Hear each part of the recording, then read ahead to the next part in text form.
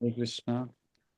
ओम अज्ञानतिमिरान्धस्य ज्ञानाञ्जना शलाकया चक्षुरुन्मिलितं येन तस्मै श्रीगुरवे नमः। श्रीचैतन्यमनोभीष्टं स्थापितं येन भूतले स्वयं रूपः कदा मह्यं ददाति स्वपदान्तिकं। वन्देऽहं श्रीगुरो श्रीयुतापदकमलं श्रीगुरून् वैष्णवांश्च। श्रीरूपं साग्रजातं सहगण रघुनाथान्वितं तं सजीवं साद्वैतं सावधूतं परिजनसहितं कृष्णचैतन्यदेवं श्रीराधा कृष्णपादान् सहगण ललिता श्रीविशाखान्वितांश्च। हे कृष्णा करुणा सिंधु दीनबंधु जगतपते गोपेशा गोपिका कांत राधा कांत नमस्तुते। तप्त कांचन गौरांगी राधे वृंदावनेश्वरी वृषभानुसुते देवी प्रणमामि हरिप्रिये। वाञ्छाकल्पतरुभ्यश्च कृपा सिन्धु भैव च पतितानां पावनेभ्यो वैष्णवेभ्यो नमो नमः। श्री कृष्ण चैतन्य प्रभु नित्यानंद श्री अद्वैत गदाधर श्रीवासादि गौर भक्तवृंद। हरे कृष्णा कृष्णा कृष्णा हरे हरे हरे राम राम राम हरे हरे। नमो विष्णुपदाय कृष्ण पृष्ठाय भूतले श्रीमते भक्ति वेदांत स्वामी इति नामिने। नमस्ते सरस्वते देवे गौरवाणी प्रचारिणे निर्विशेषा शून्यवादी पाश्चात्य देश धारणे श्रीलकृपाद की जय। Hare Krishna ji, Hare Krishna. Welcome back. Thank you. तो हम लोग कल का थोड़ा रिकैप करते हैं। आप थोड़ा सा स्टार्ट कीजिए। कल हमने एक दो पैराग्राफ पे डिस्कशन किया था। प्लीज, उसको काफी बार हमने डिस्कस किया था, तो उसका क्या क्या मैसेज था वो थोड़ा सा रिकैप करते हैं।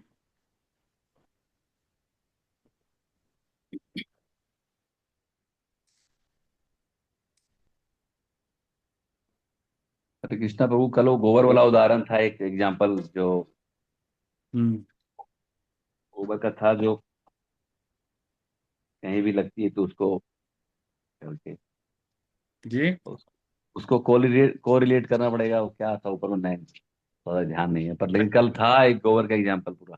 याद रखना गोबर का एग्जाम्पल किस कॉन्टेक्स्ट में था, क्या प्रसंग चल रहा था। कि वेदों में कोई भी बात अगर कही जाती है तो वो गलत नहीं होती। गलत नहीं होते, हाँ। मतलब वो क्या है, अच्युत अच्युत शब्द आया था। इस अच्छी समय तरह। वैदिक ज्ञान जो है अमोघ है, अच्युत है, मतलब अच्छी। उसमें कोई फ्लॉ फ्लॉ नहीं है, उसमें कोई गड़बड़ नहीं है। अरे, और उससे पहले एक पूर्ण और उसके ऊपर हमने डिस्कशन किया था कि हम अपने को क्यों पूर्ण नहीं समझते, मतलब हमारे अंदर सेटिस्फेक्शन क्यों नहीं आती है। वो पॉइंट जब तक हमें भगवान के बारे में पूरी तरह से ज्ञान प्राप्त हम। नहीं होता है तब तक हम अपूर्ण हैं। यस, थैंक यू मम्मी जी। तो जब तक हम भगवान के बारे में पूरी तरह जान नहीं लेते हैं, तब तक हम चाहे जितना भी जानने की कोशिश करें तो हमारे अंदर पूर्णता नहीं आती है, क्योंकि हम पूर्ण के अंश हैं। और जब तक हम पूर्ण के बारे में जानते नहीं हैं तब तक हमारे अंदर अपूर्णता बनी रहती है। ये बहुत बहुत इम्पोर्टेंट पॉइंट कल था। और ये जो भगवत गीता है ये हमें वैदिक विद्या का पूर्ण ज्ञान प्रदान करती है। प्रदान करता है। पूरा, मतलब जब हम भगवत गीता पढ़ लेंगे तो भगवत गीता पढ़ने के बाद हमें कुछ और पढ़ने की जरूरत नहीं पड़ेगी। अगर हम इसको पूरी तरीके से समझ जाएंगे तो फिर हमें कोई भी दूसरे वेद पुराण पढ़ने की जरूरत नहीं पड़ेगी। सबका बेस यही है। सबका सार यही है। सारी बेस। सार यही। ठीक है। तो आज आगे से पढ़ेंगे यहाँ वैदिक ज्ञान शोध का विषय यहाँ से। तो कविता माता जी आप पढ़िए पढ़िए। थोड़ा जी धीरे धीरे पढ़िएगा। जहाँ पे मात्रा फुल स्टॉप आता है वहां थोड़ा ब्रेक देके। जी जी। जी। वैदिक ज्ञान का शोध वैदिक ज्ञान शोध का विषय नहीं है। हमारा शोध कार्य अपूर्ण है, क्योंकि हम अपूर्ण इंद्रियों के द्वारा शोध करते हैं।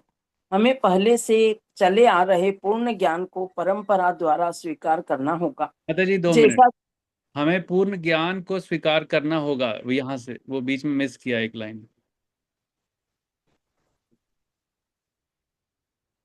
यहाँ से वैदिक ज्ञान का शोध का विषय नहीं है। हमारा शोध कार्य अपूर्ण है, क्योंकि इस अपूर्ण इंद्रियों के द्वारा शोध करते हैं। हमें पहले से चले आ रहे पूर्ण ज्ञान को परंपरा द्वारा स्वीकार करना होगा।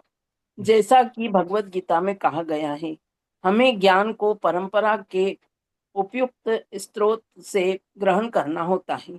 जो परंपरा परम आध्यात्मिक गुरु साक्षात भगवान से प्रारंभ होती है और गुरु शिष्यों की यह परंपरा आगे बढ़ती जाती है। छात्र के रूप में अर्जुन भगवान कृष्ण से शिक्षा ग्रहण करता है और उनका विरोध किए बिना वह कृष्ण की सारी बातें स्वीकार कर लेता है। किसी को भगवत गीता के एक अंश को स्वीकार करने और दूसरे अंश को अस्वीकार करने की अनुमति नहीं दी जाती। हमें भगवत गीता को बिना किसी प्रकार की टीका टिप्पणी, बिना घटाए बढ़ाए तथा विषय वस्तु में बिना किसी मनोकल्पना के स्वीकार करना चाहिए। गीता को वैदिक ज्ञान की सर्वाधिक पूर्ण प्रस्तुति समझना चाहिए। वैदिक ज्ञान दिव्य स्त्रोतों से प्राप्त होता है और स्वयं भगवान ने पहला प्रवचन किया था। भगवान द्वारा कहे गए शब्द अपौरुषेय कहलाते हैं, जिसका अर्थ है कि वे 4 दोषों से युक्त संसारी व्यक्ति द्वारा कहे गए शब्दों से भिन्न होते हैं। संसारी पुरुष के दोष हैं, वह त्रुटियां अवश्य करता है। दूसरा, वह अनिवार्य रूप से मोहग्रस्त होता है। तीसरा, उसमें अन्यों को धोखा देने की प्रवृत्ति होती है। तथा चौथा, वह अपूर्ण इंद्रियों के कारण सीमित होता है। इन 4 दोषों के कारण मनुष्य सर्वव्यापी ज्ञान विषय पूर्ण सूचना नहीं दे पाता। ऐसे दोषपूर्ण व्यक्तियों द्वारा वैदिक ज्ञान प्रदान नहीं किया जाता। इसे पहल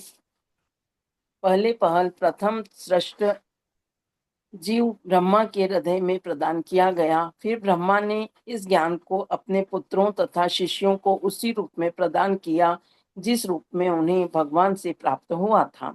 भगवान पूर्ण हैं और उनका प्रकृति के नियमों में के वशीभूत होने का प्रश्न ही नहीं उठता। अतएव मनुष्य में इतना समझने की बुद्धि तो होनी ही चाहिए कि भगवान ही इस ब्रह्मांड की सारी वस्तुओं के एकमात्र स्वामी हैं। वे ही आदि सृष्टा तथा ब्रह्मा के भी सृजन करता है। 11वें अध्याय में भगवान को प्रपितामह के रूप में संबोधित किया गया है, क्योंकि ब्रह्मा को पितामह कहकर संबोधित किया गया है और वे तो इन पितामह के भी सृष्टा हैं। अतएव किसी को अपने आप को किसी भी वस्तु का स्वामी होने का दावा नहीं करना चाहिए। उसे केवल उन्हीं वस्तुओं को स्वीकार करना चाहिए जिन्हें उसके पोषण के लिए भगवान ने हिस्से में दी है। रुकते हैं 2। भगवान तो यहाँ पर क्या, यहाँ वैदिक शोध, यहाँ से हमने पढ़ा ना, वैदिक ज्ञान शोध का विषय है। तो शोध का क्या अर्थ है? शोध मतलब रिसर्च, रिसर्च वर्क, मतलब हम खोजने की कोशिश करते हैं। वैदिक ज्ञान में को हम कहते हैं ना कि हमने भगवत गीता पे बहुत रिसर्च किया है। तो यहाँ पर पहले ही बता रहे हैं कि ये रिसर्च करने का विषय नहीं है। ये कैसा विषय है, इसको एज इट इज समझना है, बस जैसा लिखा हुआ है, जैसा बताया गया है वैसा उसको ग्रहण करना है। तो हमारा शोध कार्य अपूर्ण है। ऐसा क्यों है कि अगर हम कोई भी रिसर्च करते हैं तो वो अपूर्ण क्यों बताया गया है? आप लोग माइक ऑन कीजिए, ऐसे काम नहीं चलेगा। हम जो भी ये हमने सब टॉपिक डिस्कस किए हुए हैं, अभी हम दोबारा पढ़ रहे हैं, तो हमें इसको इंटरेक्टिव रखना है। तो हम जो भी एक्सपेरिमेंट करते हैं या रिसर्च करते हैं वो इनकम्प्लीट क्यों है?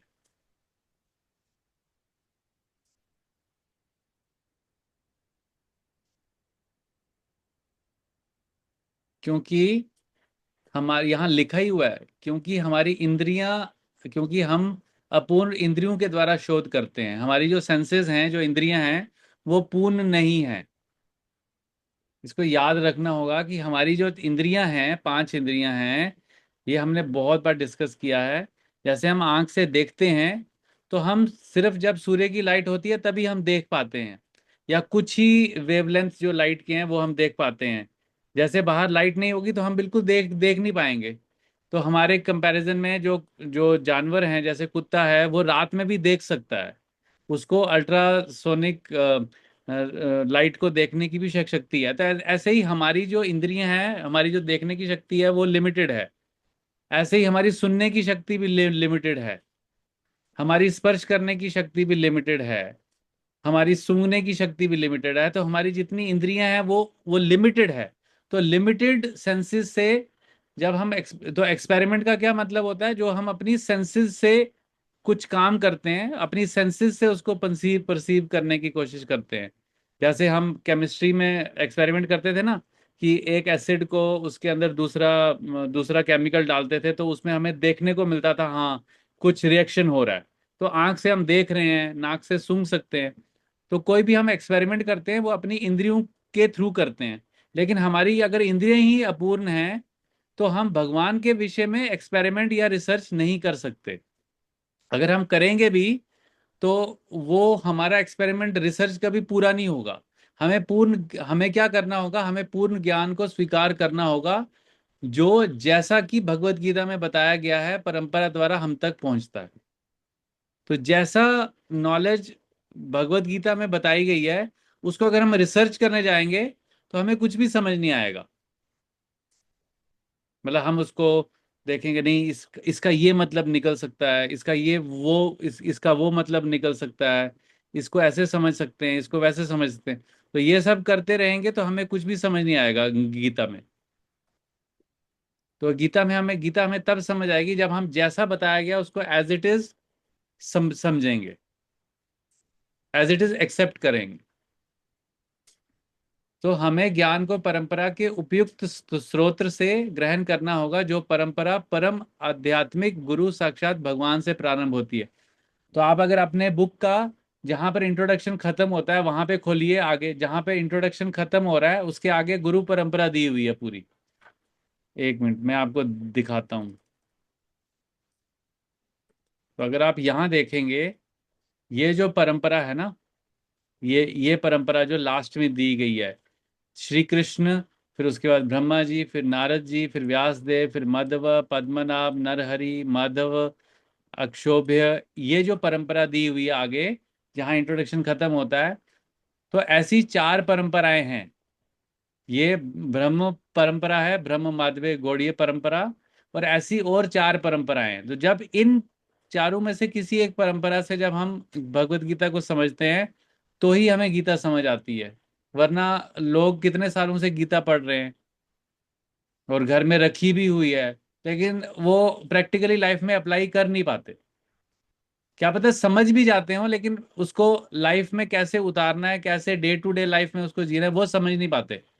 ज्यादातर उसको लाल कपड़े में बंद करके अंदर रख रख देते हैं, खोलते नहीं है। तो पुश्तैनी वो लाल कपड़े में बंद बंद रहती है। वो सास से बहू के पास जाती है, फिर बहू के पास आगे सास, फिर उसकी बहू के पास जाती है। वो लाल कपड़ा खाली खराब हो जाता है, फिर उस लाल कपड़े को चेंज करते हैं। वो पड़ी रहती है, लेकिन उसको कोई पढ़ता नहीं है। ठीक है। तो ये जो गुरु परंपरा से जब हम गीता को समझने की कोशिश करते हैं, तो हमको गीता समझ आती है। और कैसे समझनी है, एज इट इज। उसमें कोई अनुमान नहीं लगाना है, उसमें कोई अपना अपना अपनी बुद्धि से उसको कुछ ऐड नहीं करना है, ना कुछ वहां से डिलीट करना है। अगर ऐसा करेंगे तो गीता समझ आएगी, वरना बिल्कुल नहीं समझ आएगी, चाहे 100 बार पढ़ लेंगे।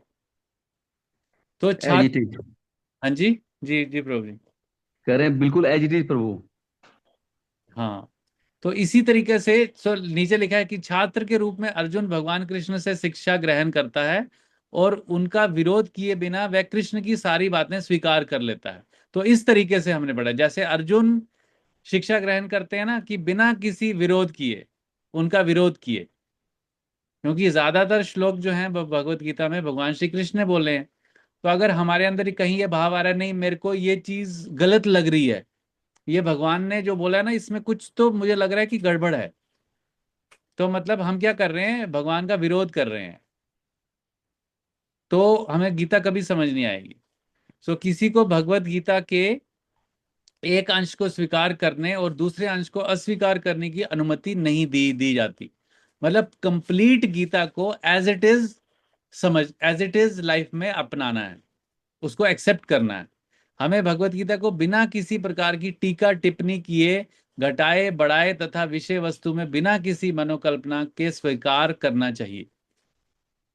मतलब मेंटल स्पेकुलेशन की भगवत गीता में कोई जगह नहीं है। मनोकल्पना मतलब मेरे को ऐसा लगता है कि भगवान ने शायद ऐसा बोला होगा, नहीं नहीं उनका शायद मतलब ये होगा लेकिन उन्होंने बोला ये, तो ये सब कुछ हमारे माइंड में नहीं आना चाहिए जब हम गीता पढ़ते हैं।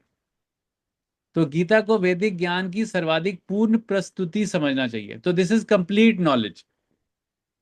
वैदिक नॉलेज का जो कंप्लीट समरी है वो भगवत गीता है। तो वैदिक ज्ञान दिव्य स्रोतों से प्राप्त होता है और स्वयं भगवान ने पहला प्रवचन किया था कुरुक्षेत्र के युद्ध में, और उससे पहले सूर्यदेव विवस्वान को, आज से 12 करोड़ साल पहले, 12 करोड़ समथिंग साल पहले, जो आगे आएगा जब हम 4th चैप्टर पढ़ेंगे वहां आएगा। तो भगवान द्वारा कहे गए शब्द अपौरुषीय कहलाते हैं। अपौरुषीय का मतलब क्या है? माइक माइक ऑन कीजिए। अपौरुषीय का मतलब क्या है? यहाँ लिखा हुआ है। मैंने देखा था वो दिन। अब पड़ोसिया का मतलब है। यहाँ जो मैंने स्क्रीन शेयर कर रहा हूँ वहां भी लिखा हुआ है,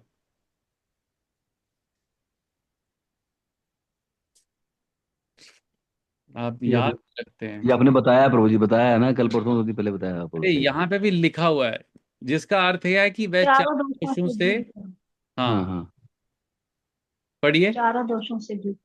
हाँ, तो जो जिस व्यक्ति चारों दोषों से मुक्त है, तो कोई भी हाँ, संसारी व्यक्ति जो है, जो जिसको जो अपने को पुरुष समझता है, वो इन चारों दोषों से युक्त है, इनसे मुक्त नहीं है। उसके अंदर कौन कौन से चार दोष हैं? वह त्रुटियां करता है, त्रुटियां गलती अवश्य करता है, करता है, और और वह अनिवार्य रूप से मोहग्रस्त होता है। हम्म उसमें अन्यों को धोखा देने की प्रवृत्ति होती है। वह अपूर्ण इंद्रियों के कारण सीमित होता है। हम्म तो ये चार जो दोष हैं ये हम सब में हैं। तो अगर हम में से कोई बोले, उठ के बोले, जैसे बहुत सारी भगवत गीता मार्केट में है अभी, जैसे देवदत्त पटनायक बोलते हैं कि मेरी माई माई गीता, ऐसे बहुत सारे अलग अलग राइटर्स हैं वो अपनी गीता करके बेचते हैं। तो ऐसे व्यक्तियों की गीता गीता नहीं होती है, वो भगवत गीता नहीं होती। वो उनकी गीता हो सकती है लेकिन वो श्रीमद् भगवत गीता नहीं होती। तो श्रीमद् भगवत गीता जो है, क्योंकि भगवत गीता है तो वो भगवान ने ही बोली है सिर्फ, और भगवान को बताया गया अपौरुषीय। अपौरुषीय मतलब जो इस में चारों ये पॉइंट नहीं हो, जिसमें चारों हाँ, में ये दोष नहीं हो। दोष नहीं होते, और वो चलो। अपौरुषीय हो गए। तो अपौरुषीय हम्म मतलब जो कि इस संसार के नहीं है। हम्म इस संसार में जितने भी पुरुष हैं या जितने भी मनुष्य हैं उनमें ये सारी त्रुटियां त्रुटियां पाई पाई जाती हैं, ये दोष पाए जाते हैं।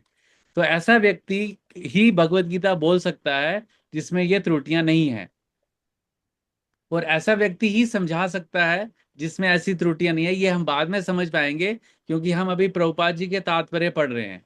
तो जो गुरु है वो भी भगवत गीता तभी समझा पाएगा जब उसमें ये दोष नहीं है, क्योंकि तब वो भगवान को रिप्रेजेंट कर रहा है, भगवान को, भगवान की वाणी एज इट इज बता रहा है। जो हमने अभी गुरु परंपरा देखी, तो उसमें जो व्यक्ति हैं वो अपरुषीय, वो अपरुषीय कैटेगरी में आते हैं, क्योंकि उन पर भगवान की कृपा है कि भगवान की कृपा से उनके सारे दोष जो हैं ये चार, वो खत्म हो चुके हैं। तभी वो हमें एज इट इज बता सकते हैं ना। अदरवाइज अगर अगर बताने वाले व्यक्ति में ये चार दोष हैं, तो क्या वो हमें एज इट इज बता पाएगा? नहीं ना नहीं नहीं। बता पाएगा। तो ये बहुत इंपॉर्टेंट है। तो इन चार दोषों के कारण मनुष्य सर्वव्यापी ज्ञान, विश्वक पूर्ण सूचना नहीं दे पाता। तो जिस व्यक्ति में भी ये चारों दोष हैं, ना वो भगवत गीता जैसी कोई कोई ग्रंथ बोल सकता है, ना उसको बता सकता है। तो इसलिए हम प्रभुपाद जी का परपट इसलिए आगे प्रभुपाद जी बताएंगे कि उन्होंने ये जो गीता का वर्षन जो कमेंट्री हम अभी पढ़ रहे हैं ये क्यों लिखा। क्योंकि जितने भी सारे अभी तक के भगवत गीता के संस्करण उस समय तक अवेलेबल थे, लोग उसको पढ़ते थे, तो उसमें लोगों ने अपने विचार अपने दोष के कारण उसको क्या कर दिया था, कंटेमिनेट कर दिया था। इसलिए उस ऐसे कंटेमिनेटेड वर्जन को पढ़ने से लोगों की चेतना में कोई चेंज नहीं आता। चाहे वो उसको 100 बार पढ़ लें, लाख बार, उनको ज्ञान मिल मिल सकता है, नॉलेज मिल सकती है, उनको श्लोक भी याद हो सकते हैं, वो प्रवचन भी दे सकते हैं, लेकिन उनके बातों से दूसरे में कोई ट्रांसफॉर्मेशन नहीं आता, कोई चेंज नहीं आता। तो ऐसे दोषपूर्ण व्यक्तियों द्वारा वैदिक ज्ञान प्रदान नहीं किया जाता। इससे पहले प्रथम प्रथम सृष्ट जीव ब्रह्मा के हृदय, जो हमने अभी गुरु परंपरा में देखा ना, ब्रह्मा के हृदय में प्रदान किया गया। तो भगवान कृष्ण ने ब्रह्मा जी को दिया, कैसे दिया, उनके हृदय में उनको प्रदान किया। फिर ब्रह्मा जी ने इस ज्ञान को अपने पुत्र, कौन है, नारद मुनि, और शिष्यों को उसी रूप में प्रदान किया जिस रूप में उन्हें भगवान से प्राप्त हुआ था। तो भगवान पूर्ण है और उनका प्रकृति के नियमों के वशीभूत होने का प्रश्न ही नहीं उठता। तो भगवान जो है, हमने कल भी पढ़ा था कि पूर्ण है, मतलब वो 3 गुण, सतोगुण, रजोगुण, तमोगुण के अधीन में नहीं है। अतएव मनुष्य को ये समझने समझने जितनी बुद्धि तो होनी ही चाहिए कि भगवान ही इस ब्रह्मांड की सारी वस्तुओं के एकमात्र स्वामी हैं। वह ही आदि सृष्टा तथा ब्रह्मा के भी सृजन करता है। तो जी के जो ब्रह्मा जी को जो उत्पन्न करने वाले हैं, वो कौन है, भगवान है। तो आगे हम पढ़ेंगे कि 11वें अध्याय में भगवान को पितामह प्रपितामह के रूप प्रपितामह के रूप में संबोधित किया गया है, क्योंकि ब्रह्मा को पितामह कहकर संबोधित किया गया और वह ही पितामह के भी सृष्टा हैं। तो भगवान क्या हो गए, पड़ दादाजी, और दादाजी कौन हो गए, ब्रह्मा जी, और ब्रह्मा जी के जो आगे जितने प्रजापति हैं वो हो गए पिता। तो इस तरीके से हमारा सृष्टि हुआ है। तो अतएव किसी को अपने आप को किसी भी वस्तु का स्वामी होने का दावा नहीं करना चाहिए। उसे केवल उन्हीं वस्तुओं को स्वीकार करना चाहिए जो उसके पोषण के लिए भगवान ने हिस्से में दी। तो ना हम सृष्टा हैं, ना हम किसी चीज के स्वामी हैं। तो जितना चीज हमको मिला है उसको यूज करना है, और फिर यहां से टाटा बाय करके वापस अपने घर चले जाना। ये नहीं बोलना है कि ये मेरा है, ये मेरा घर है, ये मेरा परिवार है, ये मेरा है, ये मेरा फोन है, ये मेरा मेरा कुछ है ही नहीं। मेरा तो क्या है, मेरा कुछ भी नहीं है। ये शरीर भी मेरा नहीं है, तो है ना। हम्म। तो ये 2 पैराग्राफ समझ आ गए, क्वेश्चन, डाउट्स। नो। आशुतोष प्रभु तो एकदम क्लियर हैं। और किसी का कोई पॉइंट, संध्या माता जी। प्रभु जी, कुछ वीडियोस देखे थे कुछ टाइम पहले, तो मुझे क्लियर नहीं था कि ये लोग ऐसे वीडियो क्यों बनाते हैं। लाइक कि उन्होंने ऐसे बोला था उस वीडियो में कि भगवत इट इज प्रभुपाद को कैसे पता कि भगवान कृष्ण ने ऐसा ही बोला है, उनको कैसे पता, उन्होंने कैसे ये भगवत गीता को एज इट इज बता रहे हैं कि उन्होंने भगवान कृष्ण ने जैसा बोला था वैसा ही उन्होंने लिखा है, उनको कैसे पता। और ऐसा करके वो बहुत उस वीडियो में उनके बारे में अच्छा नहीं बोला था, मुझे बहुत बुरा लगा सुन के, और मैंने उस वीडियो को रिपोर्ट भी किया था। और सीरियसली आप जो समझा रहे हो उसके बाद मुझे भी ये चीज समझ में आई है कि कैसे आंसर करना है इसके बारे में। तो ये चीज बहुत अच्छे से क्लियर हुई प्रभु जी, थैंक यू। Thank you. जब हम भगवत गीता पढ़ते हैं ना, तो हमें सारे क्वेश्चनों के आंसर देने की शक्ति ऑटोमेटिक मिलती है। हाँ। हाँ, थैंक यू। और और किसी एक और भी बात है प्रभु जी, कई बार हम सोचते हैं ना कि भगवान कृष्ण विष्णु जी के अवतार हैं, तो कई बार मतलब मुझे भी पहले बहुत डाउट होता था कि फिर भगवान कृष्ण को ही परम पुरुषोत्तम भगवान के रूप में हम क्यों स्वीकार कर रहे हैं, मतलब ये चीज में भी बहुत डाउट था। मेरे हस्बैंड को अभी भी है, वो क्लियर नहीं हो पा रहे हैं। तो इसके बारे में भी थोड़ा सा भी समझने की जरूरत लगती है प्रभु जी, तो थोड़ा सा अगर बता सकें। हाँ, वो हमने अपने भक्त ये इसी बुक रीडिंग सेशन में हमने पहले उसको बहुत डिटेल में डिस्कस हाँ किया है कि जो आपका क्वेश्चन है। बट इसको मैं आपको एक पीडीएफ भेजूंगा, उसमें पूरा स्ट्रक्चर दिया है। हाँ, चार्ट वो प्रभु जी बता रहे थे कि हाँ, चार्ट है पूरा, तो कैसे है वो। हाँ, चार्ट है पूरा। हाँ हाँ मैं भेज दूंगा तो आप उसको पढ़ सकते हैं, समझ सकते हैं। फिर कुछ क्वेश्चन होंगे तो आप और आपके प्रभु जी के साथ हम बात कर करके उनको क्लियर कर सकते हैं। ठीक है प्रभु जी, थैंक यू। और किसी का कोई पॉइंट? ठीक है। तो मेन आज का जो हमने पॉइंट आज समझे कि हमें भगवत गीता को एज इट इज या यथारूप को यथारूप ही एक्सेप्ट करना है।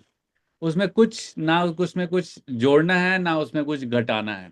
अगर अपनी बुद्धि लगा के उसमें कुछ जोड़ेंगे, निकालेंगे, ऐड करेंगे, तो वो भगवत गीता नहीं बन जाएगी। वो या तो सुमित गीता बन जाएगी, या आशुतोष गीता बन जाएगी, या संध्या गीता बन जाएगी। वो भगवत गीता नहीं रहेगी।